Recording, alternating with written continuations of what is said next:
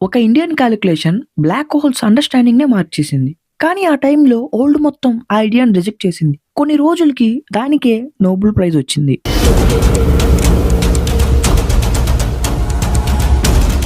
Hi! Hello guys నమస్తే. Welcome back to my channel. Story number 17 of 100 revealing India's real heroes challenge.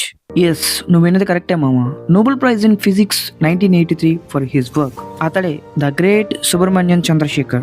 19 years age లో ఒక Indian student universe rules ని question చేశాడు. ఆ calculations today Chandrasekhar limit అని పిలుస్తున్నారు. Ship లో ఇంగ్లాండ్ వెళ్తున్న జర్నీలో young Chandrasekhar stars life and death గురించి క్యాలిక్యులేషన్స్ చేస్తున్నాడు.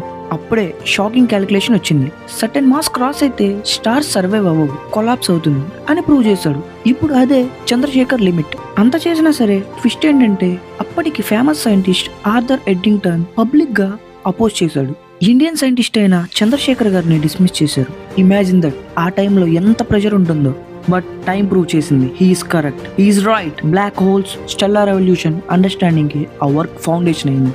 He didn't just study stars. He changed how we understand them. కొన్ని పేర్లు బుక్స్ లో ఉంటాయి. చంద్రశేఖర్ పేరు యూనివర్స్ లాస్ లో ఉంటుంది. అంత చిన్న ఏజ్ లో అంత అచీవ్మెంట్ అంటే మాటలు కాదు. He did it. He proved it. మన కంటెంట్ కనుక మీకు నచ్చినట్టయితే లైక్ చేయండి, షేర్ చేయండి, సబ్స్క్రైబ్ చేయండి. రేపు పొద్దున కొత్త కంటెంట్తో మీ ముందుకు వస్తాను.